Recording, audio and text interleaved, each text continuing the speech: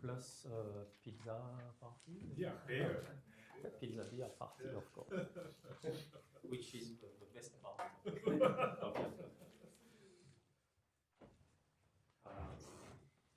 So I continue speaking to people who are not too much aware of hyperbolic PEs.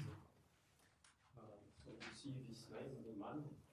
It turns out that Riemann did not write many papers, but only, I don't know, 15, something like that. But one of them was about what we call the Riemann problem for hyperbolic systems of conservation laws. He did that, and this paper is wonderful, as I think all the papers about. So I remind you that I have a system of conservation laws.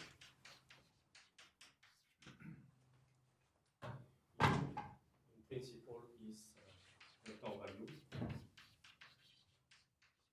and x is a space variable with the coordinates.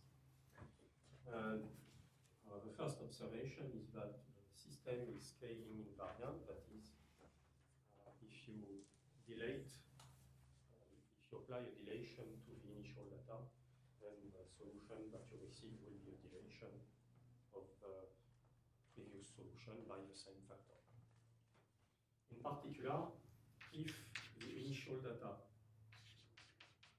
A of x is dilation invariant, which means that for every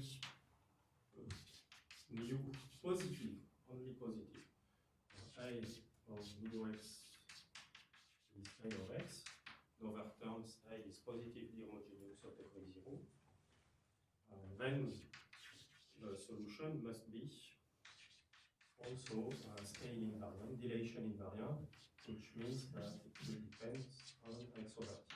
Of course, to have this implication, you need that the Cauchy problem be well posed, you need existence, you need a uniqueness pattern. This is the only case where I want to study such problems. And in this situation, the profile capital U obeys to the reduced equation, divergence of f of capital U. Now the divergence is with respect to the self-similar variable y equals, and now the dtu is responsible for the radial derivative of capital U. So this is the equation. And let me give you a few examples of such dilation invariant data. So in 1D, in one space dimension, then A depends on a scalar variable. Being dilation invariant means that it takes only two constant values depending on the size, on the sign, excuse me, of x.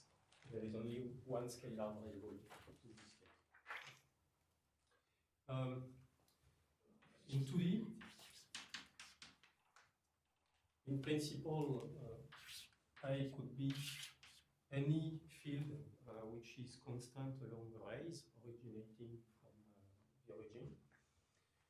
But in practice, we like to consider piecewise constant initial data. And for instance, it could take 4 constant values, one constant in each quadrant of the plane. Of course, other configurations are possible, but this is a paradigm.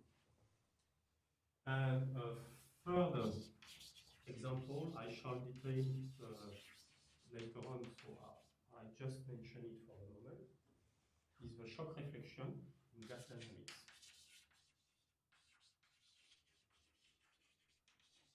I will come back about it later.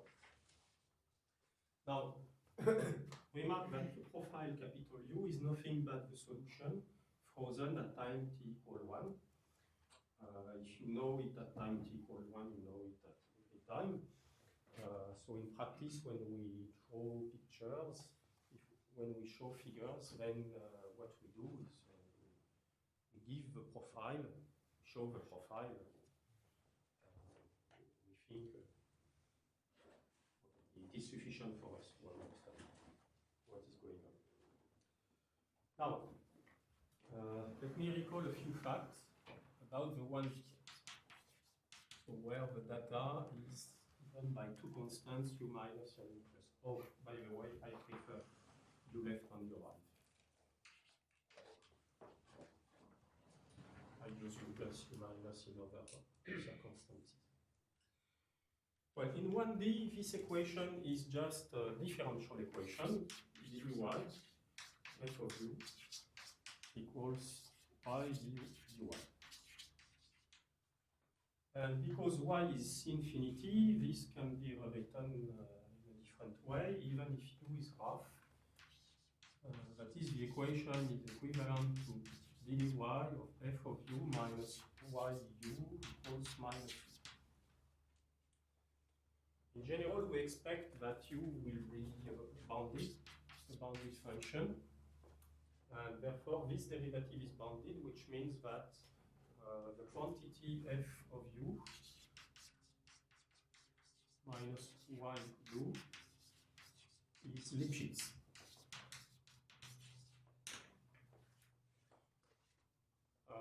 If we could invert this function in terms of the u variable, then this would prove that capital U is Lipschitz. But in general, we may not. We may certainly if y is large, because if y is large, the derivative of this function with respect to u is just f prime of u, which is, say, bounded for relevant values, minus y, and this is non-zero if y is large. So, for y large, you expect that u is Lipschitz. U itself is Lipschitz. Actually, it is even better, it will be constant. But for moderate values of y, you do not expect that much, and actually you can be discontinuous.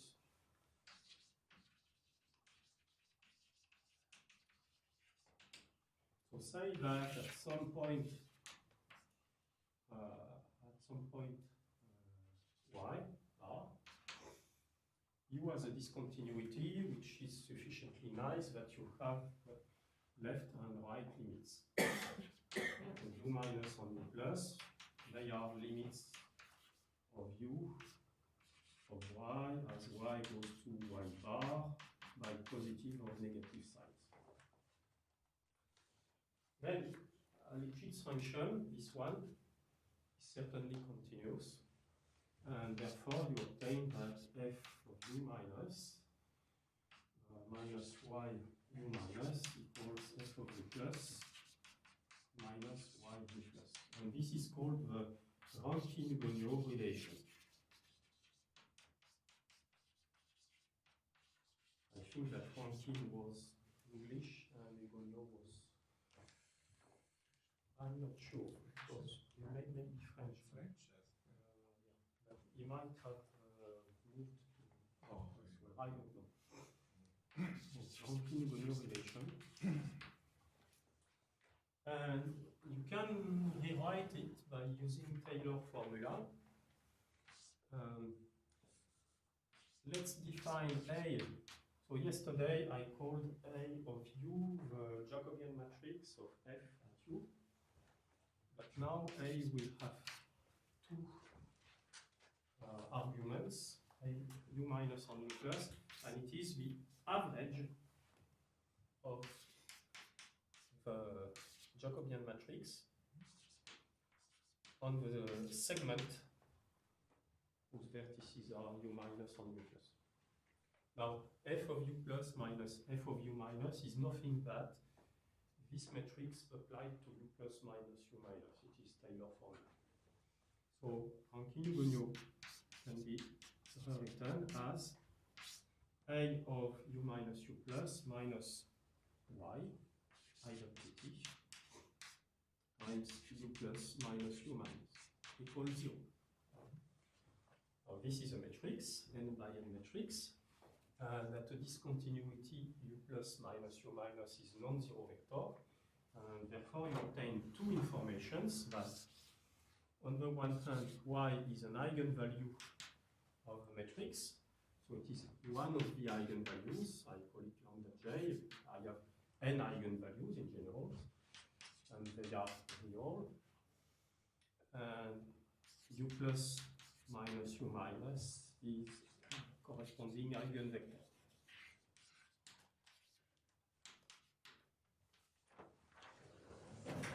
So far, so good.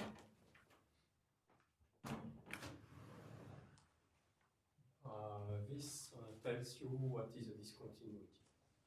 Now, of course, you don't have only discontinuities. Actually, the solution is of the Riemann problem is piecewise smooth.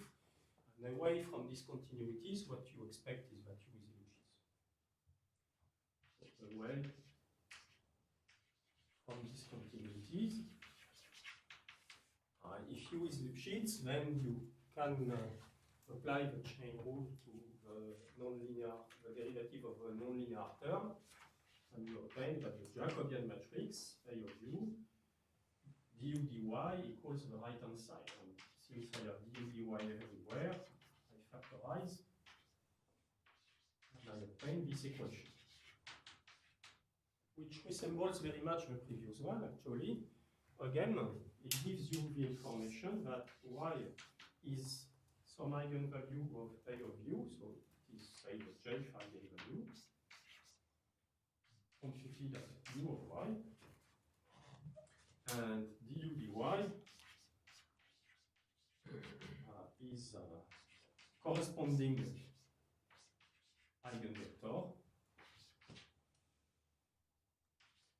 So here it is eigenvalue, here it is eigenvector, of course.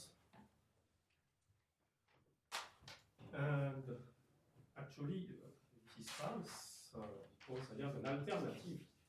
Either I have this property, this is when du dy is non-zero, or du dy equals matrix by a vector. The vector, of course, can be zero. And therefore, I have two regimes. One regime in which U is locally constant, and another regime where U is describes an integral curve of this eigenfield, but some constraint is hidden there, because if I differentiate the first equation with respect to y, then I obtain 1, dy dy is 1, equals, and now I apply the chain rule, and I obtain d lambda j du dy, which is me d lambda j of j. And in particular, in order that this regime exists, one needs that the differential of lambda j is a function of the state, the differential of lambda j be non-zero in the eigendirection, the corresponding eigendirection. So this is a non-trivial property which may or may not be satisfied by the system. It depends on the system itself, and it is called genuine nonlinearity.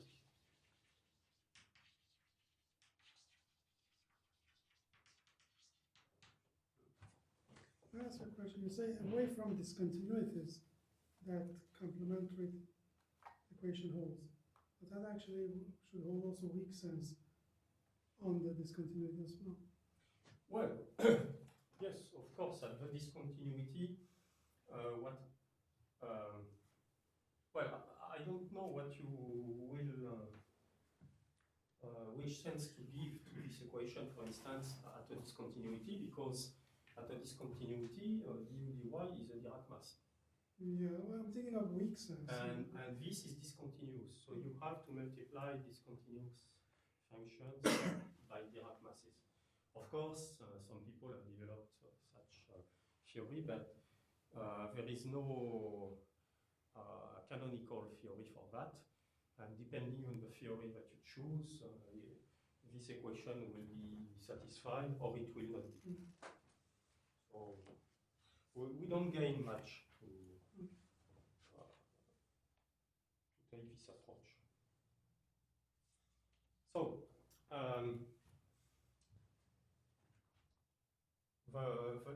the result that was obtained by Peter Lax in the 50s is that in general the solution of the Riemann problem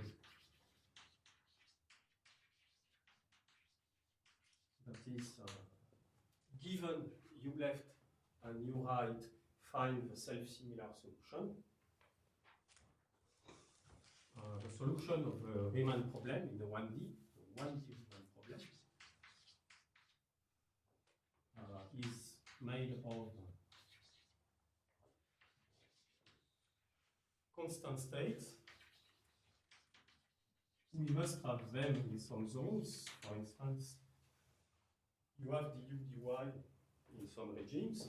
In particular, when y is large, it cannot be one of these eigenvalues, and therefore the only possibility is that du dy equals 0. This is why u is constant away from a compact set. Separated by what are called Jaife waves, and a Jaife wave can be a discontinuity, in which case we need also an admissibility criterion. I shall not go in more details here, except to say that the admissibility criterion is reminiscent in gas dynamics to the second principle of thermodynamics. So it can be a discontinuity or such a wave, such a Lipschitz wave, which is called a rarefaction wave. Again, the terminology is reminiscent from gas dynamics. And in general, you don't have both. The Jaife wave, in general, must be either a discontinuity or a rarefaction wave. Well, it may happen that the situation is more complicated but if you think that there is only one possibility for each Jaife wave, it's okay. So, if you have a picture in XT, for instance, the initial data here is u left, u right, and let me take the case where n equals 2, and therefore you have only two wave families for j equals 1 and j equals 2. And for instance, you may have, this is a picture where you have one discontinuity, one rarefaction wave here. Here the solution is constant with values u left and u right, and here the solution is constant with some intermediate values. Okay. Now, a very, very simple situation is a linear situation. The linear case is really trivial because it is solved just by linear algebra. First of all, remark that in the linear case, f of u is just a constant matrix A times u, in which case the eigenvalues are constant. In particular, the differential is 0, and this must be 0. So we are in the opposite case. In the linear case, there are no rarefaction waves. There are only discontinuities, and the discontinuities are reversible. That is, we do not need an admissibility condition. In this case, if we detail what we did, we just have the following situation. A is a diagonalizable matrix with real eigenvalues. So I denote lambda j, rj, the eigenvalues and the eigenvectors. And You decompose u right minus u left on the eigenbasis.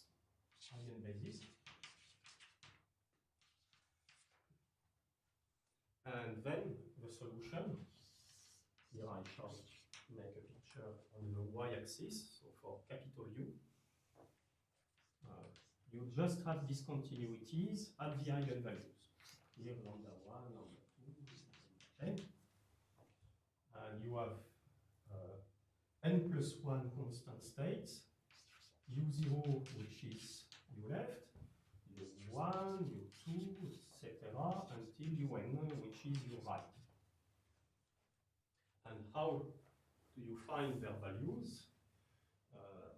Just uj equals u left plus the sum from k equals 1 to j of alpha k rk. So you just truncate this sum, keep the j first terms, and this gives you the intermediate state uj. So it seems that the linear case is really trivial, and we may wonder whether it stays so in two space dimensions. So from now on, I shall consider two-dimensional Riemann problems, which are more interesting. I don't mean that the 1D situation is not interesting, but it has been known now for decades, so it is time to focus on the integration. So 2D Riemann problems. As usual, when we are mathematicians, we begin with the simplest cases, the simplest being the linear case.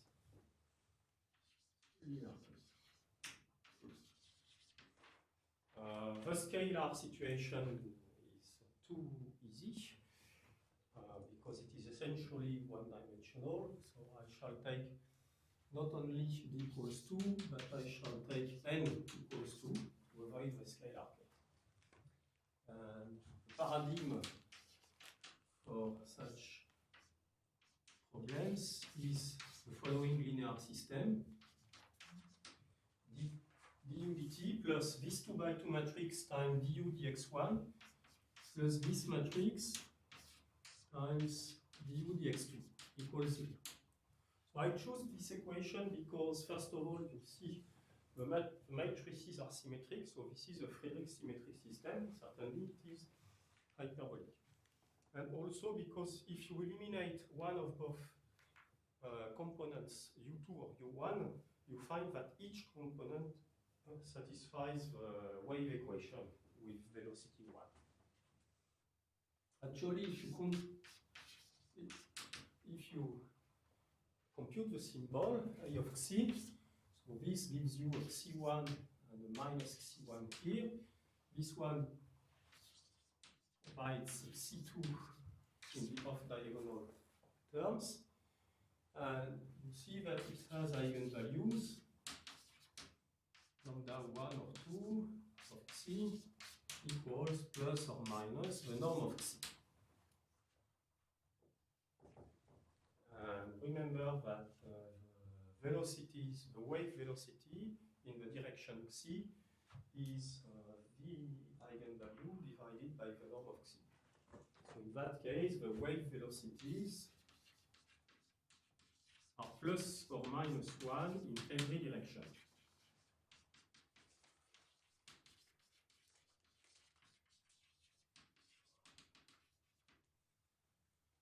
And from this, we can infer that when you look at the Cauchy problem, the solution of the Cauchy problem, u of xt, suppose that t is positive, of course, given x, u of xt depends only upon the restriction of the initial data, A restricted to the ball whose center is x and whose radius is the time multiplied by the maximal velocity, which is 1 here. So it will give you equals to a tau. Okay? If I had put some c somewhere to model light speed, it would be ct here. Okay, and ct is nice because they have won the Liga, football soccer championship. City. Okay. Well, by the way, you know that one of the best players in Manchester City is a French, and he has not been retained in the French team for the World Cup. Amazing. Well, we are too good, we can afford that. So now I take that kind of initial data, so piecewise constant, constant in each quadrant, and I apply this principle to it. What do I find? For instance, suppose that x1 is larger than t. Okay, so well, this is x1, this is x2. Well, this is t. So I mean that x is a point somewhere in this half space.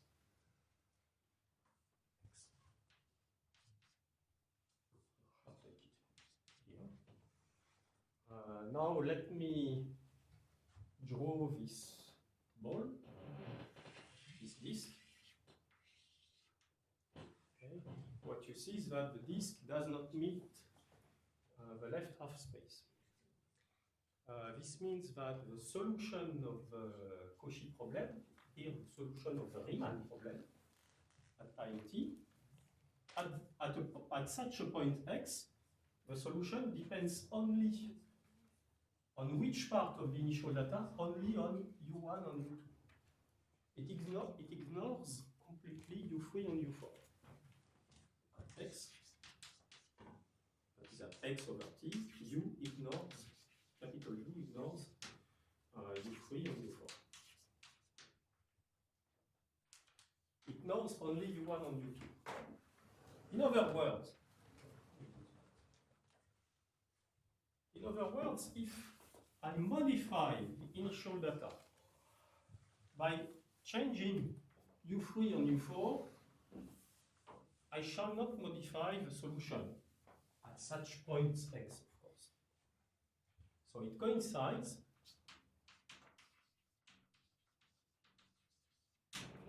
at x with the solution whose data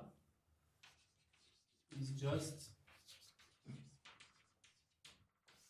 u1 here, u2, u1 above, and u2 below the horizontal axis. But this data is one-dimensional. It depends only on the vertical variable. So the solution will be one-dimensional. It will be the solution of a linear Riemann problem in 1D. And we have seen that the solution is trivial. In this case, we have n equals 2. We have only 2 eigenvalues.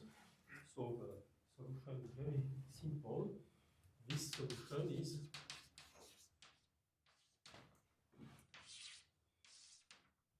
u1 above the line x y equals 1, because 1 is equals the second eigenvalue. Y equals minus 1 here, the first eigenvalue. Here you have u2, and here you have an intermediate state, which is obtained by decomposing u2 minus u1 on the eigenbasis of this matrix. Okay. So we know a part of the solution. Okay. I shall draw all the lines here. So here I use the same similar coordinates. So here I have +1, -1, +1 and -1, horizontal and vertical lines. So I know that my solution equals U1 in this zone. It equals U2 here. In between, it equals some intermediate constant state U12. And the same is true on other parts, because I still have U4 and U3. I still have, so U3 is below. I still have intermediate states, U34, U14, and U23. And there remains an indetermination in the unit square. Okay, so I have still to understand the solution in the unit square. Now I can go a little further. So this is the unit square. Okay. -1, +1, in the y variable. And let me draw the unit circle, the unit disk. This is the unit. Suppose that X now belongs to this lens shape domain between the right upper corner and the unit disk. Then in this situation, if you draw the disk with center X, so this is Y actually, okay, with center Y and radius 1, you see that this disk does not contain the origin, and in particular, it does not meet the lower left quadrant of the plane. And therefore, again, we can say that the solution at this point Y does not care about the initial data that we had in this quadrant. It does not care about U3. In other words, if I modify U3, I shall not modify the solution at that point. And the way I shall modify U3 is to take a tilde value, U3 tilde, given by U2 plus U4 minus U1. Why do I do that?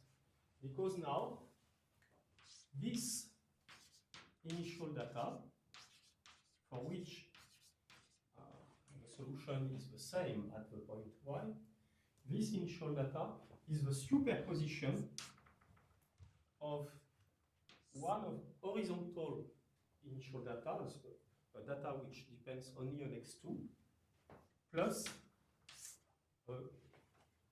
a vertical initial data, data which depends only on X1. This one is, for instance, U1, U2. This is the one for which I solved the problem here. And this one is 0, and here U4, U4 minus U1. So you obtain U1 plus U4 minus U1 plus U4 here.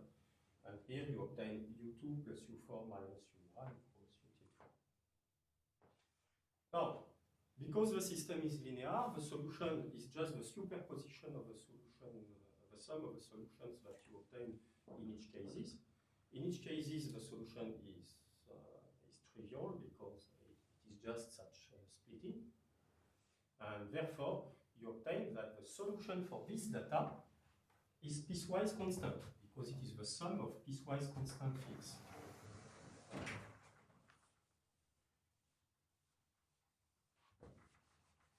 So with util3,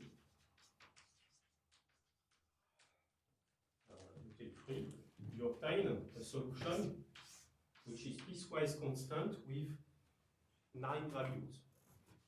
What is important here is that I had U1, I had U12, U14, and here I shall call it U142 or 24. Okay? It is another constant value which you can compute explicitly. And what it tells you is that our solution in this length is still constant, and its value is U124. So the conclusion, which is still not complete, is that with the correct initial data, then the solution has the following, obeys the following picture.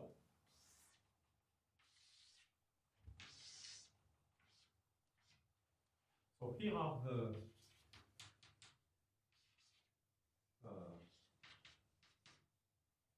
lines of coordinates plus or minus 1. Here is the unit disk. Okay. The solution is constant here U1, constant U12 here, constant U14 here, and constant U124 here. Of course, the same with other constants here, and in all you have 12 constant states. But this analysis does not tell you what happens in the unit disk. And it turns out that unless the data U3 satisfies this identity, now with U3, not UT3, unless it satisfies this identity, the solution here will not be constant, it will not be piecewise constant, it will be actually analytic, and it will experience square root singularity at the boundary of the unit disk. So here, actually, it is U analytic, U is analytic.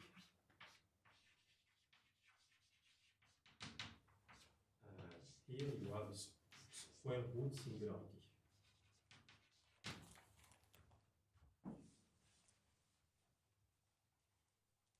Now,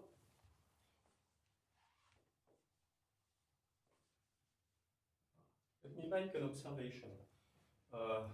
Remember that yesterday I told you that the reduced equation is hyperbolic, say in the radial direction, when y is large enough. Actually, it is true, here it is true, whenever y is outside of the unit disk, and in the unit disk, the equation, the system is not hyperbolic. So, and our data is actually a data at infinity. So we may think that we have a Cauchy problem coming from infinity. So let's be an observer situated in this direction at the infinity. What we see is, of course, our constant state. Two discontinuities here, separating the constant state from two other constant states. And these discontinuities are approaching each other. And ultimately, they meet at this point. And there, the discontinuities interact. We are in the linear case, so the interaction is really simple. It is just a transmission. The outgoing discontinuities have exactly the same direction as the incoming. If the system was non-linear, there would be some refraction, of course. But here, this is really a very simple interaction. Beyond the point of interaction, we obtain the result of the interaction, which is a new constant state. It is the state U124. And ultimately, we arrive at some kind of horizon, or some kind of front, where the system now is not anymore of evolutionary type. Okay. In other words, this line is characteristic. Characteristic line.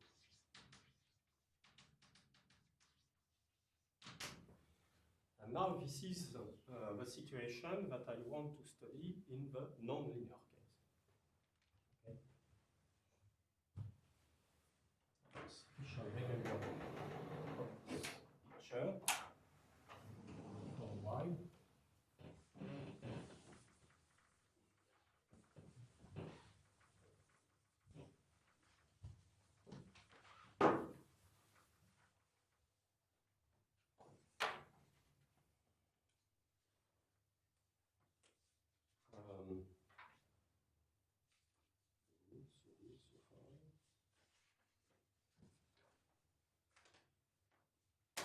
So now I am in any dimension. Let's say that the dimension is larger than or equal to 1, but 1 is not very interesting. And first of all, what does mean characteristic? To be characteristic.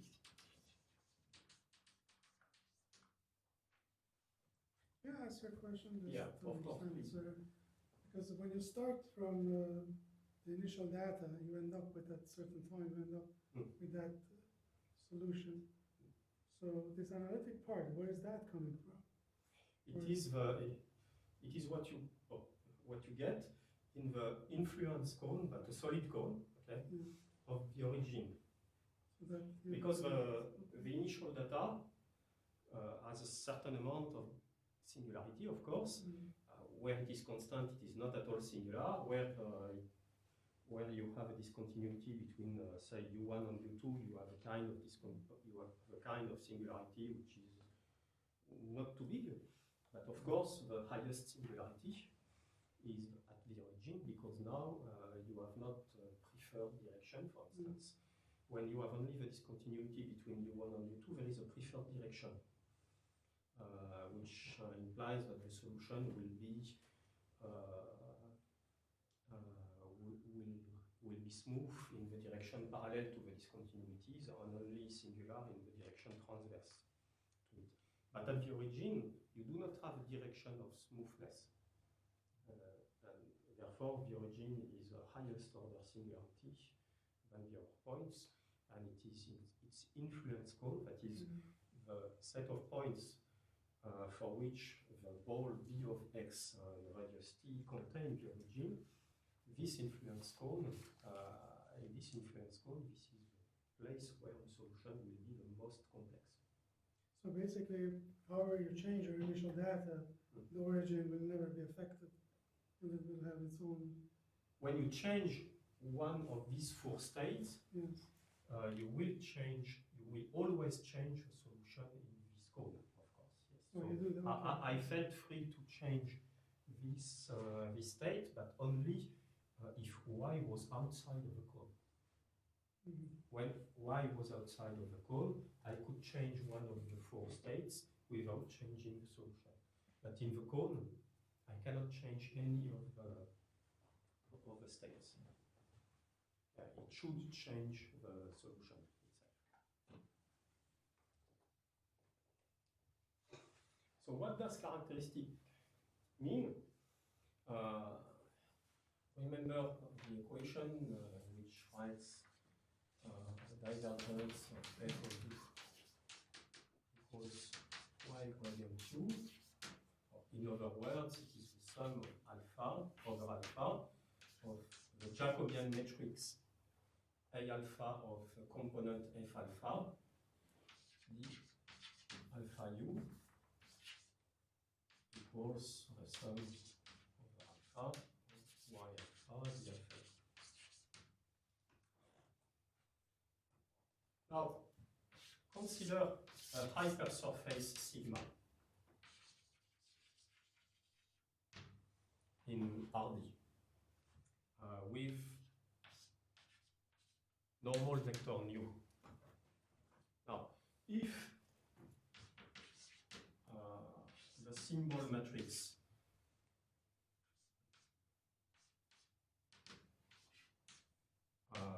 A of u nu, but you have to take care of that also.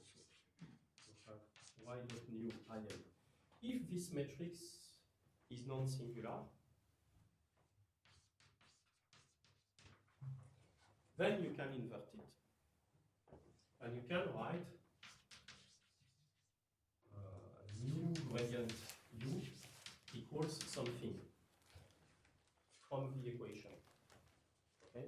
Which means that you can write the system as an evolutionary system in the normal direction to sigma. Which means that if you have an initial data on sigma, then at least applying Cauchy-Kovalevskaya theorem, you can solve locally Cauchy problem. Characteristic means exactly the opposite. It means that you cannot write the system as an evolutionary system in this direction. You cannot solve a Cauchy problem from sigma. So, characteristic is the opposite. And it is just writing that the determinant of L of mu minus y mu identity is 0.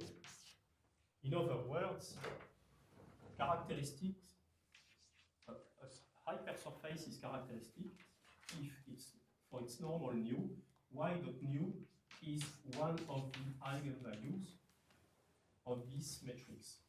So now the eigenvalues depend on two parameters. The first one is the state, because we deal with nonlinear systems. In the linear case, of course, lambda j does not depend on u. And the second one is the frequency. We always had it before. Okay.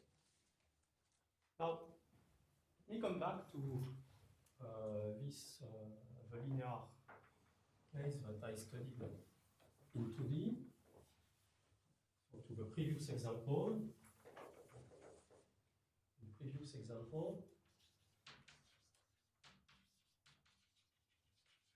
We know that the eigenvalues were plus or minus c. And in that case, they did not depend on u, of course. So let me take, for instance, lambda 2 without loss of generality. You find that y nu equals just the norm of mu. In other words, of course, you can decide that the normal is a unit vector, and you just have y dot mu equals 5. What does it mean? It means that y belongs to a tangent to the unit circle.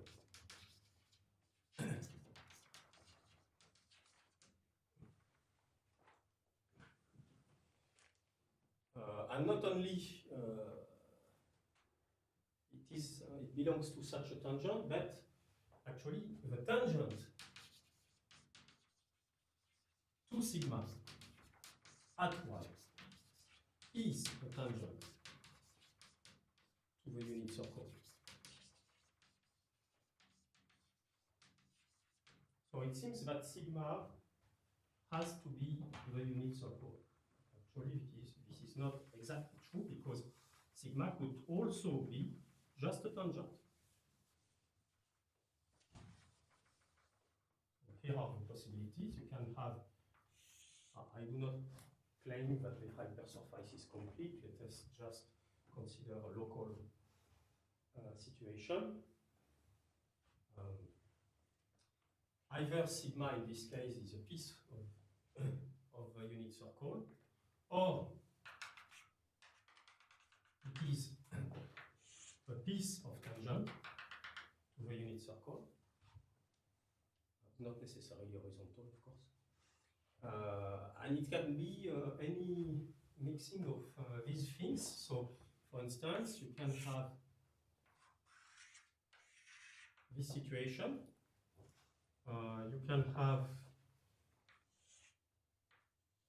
this situation, and even this situation, and so forth. All of these are possible. So these are characteristic lines to the previous system in the two-dimensional case. This let me give now a description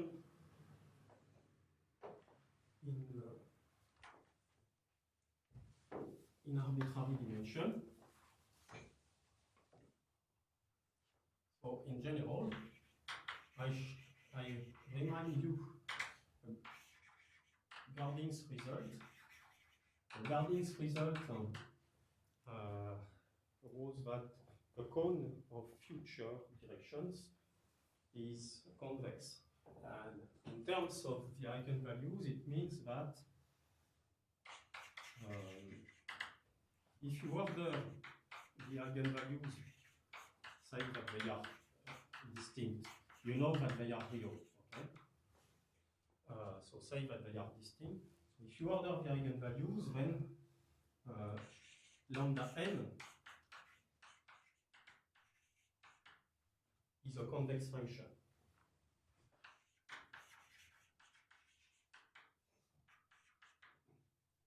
Now, I shall reinforce this assumption by asking that lambda n is as strongly convex as it can be. So what does it mean? Certainly, the Hessian matrix of lambda n with respect to C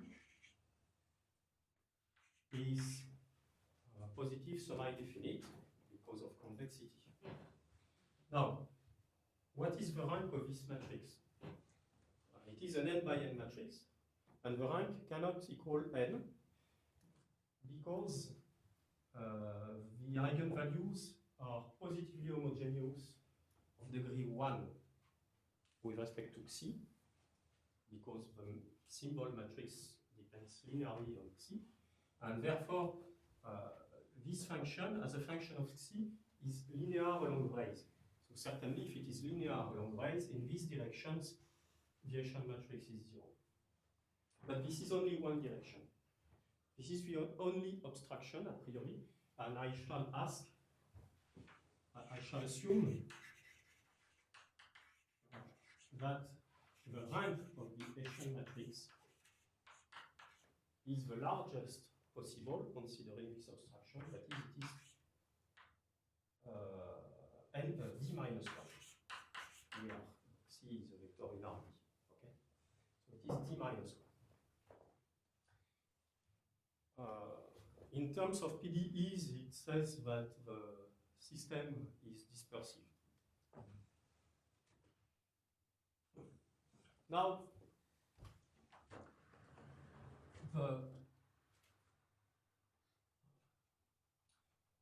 the manifold that will play the role, in general, the role played before by the unit circle is the range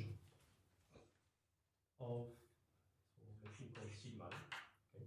Sigma is the range of d lambda. So I take the differential. Of course, this will depend on the state. So I have to precise what is the state. And I mind you that the range, that is image of C max to d lambda n of C when C covers Rd, it seems that this range is d-dimensional because C is a d-dimensional variable, but this is not true because as lambda n is homogeneous of first order, positively homogeneous of first order, then the differential is homogeneous of degree 0. And therefore, the image of Rd is actually the same as the image of the unit sphere. So this is a hypersurface.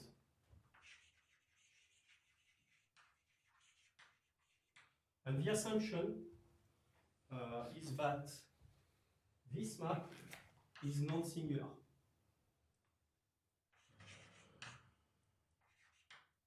This map is non-singular, and therefore the image is a smooth hypersurface. And actually, not only it is a smooth hypersurface, but it is convex, and the curvature tensor is positively definite. Okay. Or it is, I shall say, strongly convex. And we can prove that it encloses all the other ranges, that is, the ranges of Dixie lambda j when j is different from n. All the ranges, all the images of Dixie lambda j.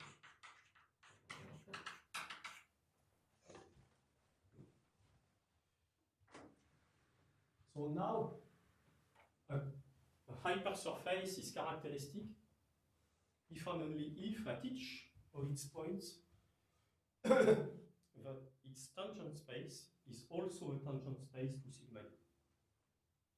Of course, this notion depends on the state u. So when we say characteristic, it is with respect to the state that we have. Now, I shall consider only this characteristic subset. This is the one that is meaningful, the most meaningful in the Riemann problem. And what I want to understand is the following situation.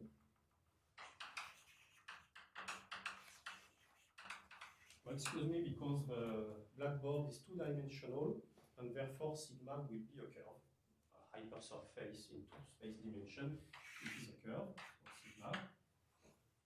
And on this side, u is a constant state. So it is like in the linear case, you remember that in the linear case we had here u1 to 4, a constant state, and we had a transition to something which was analytic but non-constant. And this is that kind of transition that I want to understand. So here u is constant. It is constant because I have solved some Riemann problem, and the Riemann problem resembles a Cauchy problem convex from infinity. It propagates the local constancy. Okay.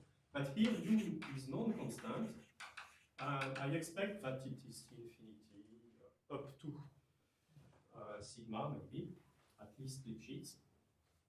Of course, that was not the case in the linear case. I had a square root singularity, but that was the case in Lax analysis of the one-dimensional Riemann problem. So I anticipate the fact that I shall have a genuine nonlinearity assumption, and this nonlinearity will make the singularities a little better than in the linear case. So I expect that u is Lipschitz continuous across sigma. And by the way, of course, this sigma is, so I call this state u bar, this sigma is the one associated with u bar, of course. And now this is a result that I obtained with Heinrich Reichsmüller from University of Constance in Germany. This is a Z, not an S set.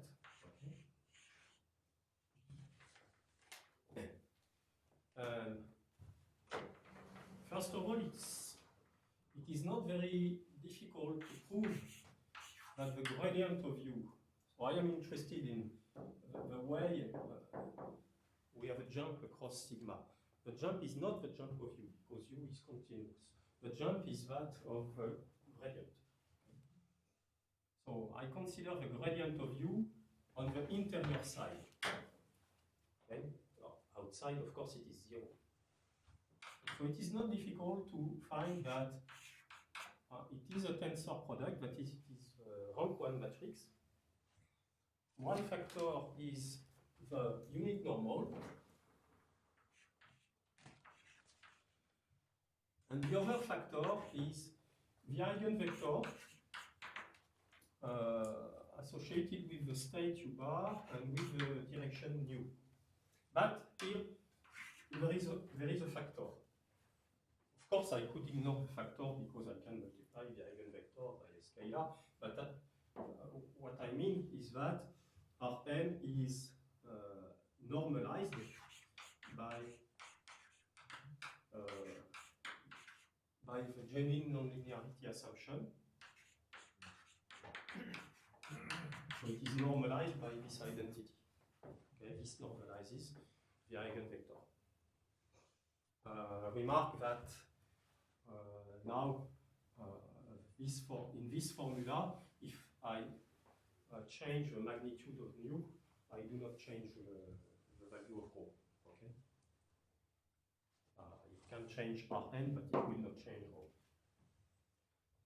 And so the one case, this is Vn. Yeah. Okay. That's okay. I am in here. In the one decays, I told you in the beginning, we got rho equals 1. That was the result. And the theorem that we got with Heinrich-Freistuhler is that rho equals 3 minus d over 2. So there is a quantization which depends on the space dimension. Actually, it is not that much the ambient space dimension that counts, but the rank of the curvature tensor here. So this is why I took exactly sigma u bar. If I had took another envelope of a subfamily of the tangent planes of sigma u bar, I would have the same result, except that I should have to replace d by the number of parameters of a family of tangent. A number? Hmm? D. Here it is the dimension, space dimension. So you mean B2, 3, 4? Yeah. So in particular, it means that if d equals 2, this is 1/2, and this tells that the jump of a gradient is only a half of what it would be in a one-dimensional Riemann problem. And it is amazing that if d equals 3, we find that u is C1. But it does not mean that u is constant here, that the constancy extends. Actually, we have counterexamples in gas dynamics. But at least we have a C1 transition.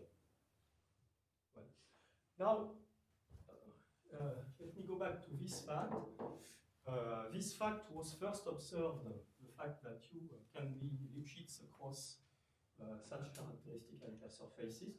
It was first observed by Wittgenstein with two collaborators, Bay and Feldman, in the case of shock reflection against solid wedge in their proof of existence for irrotational flow. Okay, so they remarked that U is Lipschitz across what is called the sonic line, and it is this situation actually. Okay, but our result tells you that this is not specific to gas dynamics, but it is really a very general result. And it is an extension of Lax analysis of the one dimension. So you what they say that 3-dimension case could be C1? Yeah. Interesting. Yes, that's amazing. Uh-huh. Okay, I shall stop here. Thank you. So what type of linear case? Is this over C1 No, over 2? No, in the linear case, of course, the assumption is not satisfied. Right, so And in general, what you have is a square root singularity. Square root. So you just have That's what C1 they half. expect. Yeah, It is not even Lipschitz. yeah. So it is square root. the solution has a better regularity. Yes. As long we do not go to shocks. Of course, we may have shocks. You know that in the shock reflection against the wedge, there is a shock, reflected shock. But along the so-called sonic line, we have Lipschitz regularity, where if the system was linear, we should have a worse singularity, that is Hölder singularity over one half. So it's like the regularity of non-linearity. Yeah, non-linear, maybe Half. more regular, Yeah, yes. half. But not too Not much. too much. It cannot be better. If D is not free, it cannot be better than Lipschitz. Can you get more regularity on one side when, Well, in general, when you are on this side, the solution is very regular. It is only yes, but the, I mean, the behavior along sigma which is less regular. yes, I'm thinking of, let's say, if you take the derivative and the second derivative in the limits. Well, they are worse and worse. Because if you have, no, the second derivative, no, you expect that they Yeah. exist, yes, Yeah. you expect that they exist. Yeah. You expect that U is actually infinity up to sigma, but the matching here Not is the only matching. C0. That's all. Not the matching, but the limit. Yeah, the limit okay. must be infinity in general. Because of non-linearity, if it is linear, then it is not. It is only sigma. Now there is an interesting consequence of this theorem in that in the shock reflection against the wedge, in the limit where the wedge tends to half plane, then we find that there is a boundary layer on the sonic line, in the sense that you cannot commute. Here the theorem speaks about a limit of gradient U as y goes to sigma. Okay? Sigma U bar. Now, if you introduce another limit, and in the case for those who are acquainted with shock reflection, you have an obstacle, and the obstacle has an angle here 2 alpha. So you can consider the limit as alpha goes to pi over 2, and the limit case is the case of a normal reflection. It is a purely one-dimensional problem. So we understand it very well. And you can compare it with what you obtain when you switch the limits. Okay, and you find that they are different. Because in this case, the solution is constant in this zone. Now sigma becomes 2 arcs of circles here, and U is a constant here in the limit. So the gradient here is 0, and when you take, so this limit is 0, if you take the limit when y goes to sigma U, it gives you 0. But here, this limit is given by this formula with this value, which is 1/2. And when you let alpha go to pi over 2, you find a non-zero limit. So this is a situation where you have a boundary layer there. That is, the gradient of U does not tend to 0, although U tends to a constant. So this means that if we have a convergence, it cannot be that strong. It cannot be Lipschitz convergence. Okay, I think we thank the speaker again.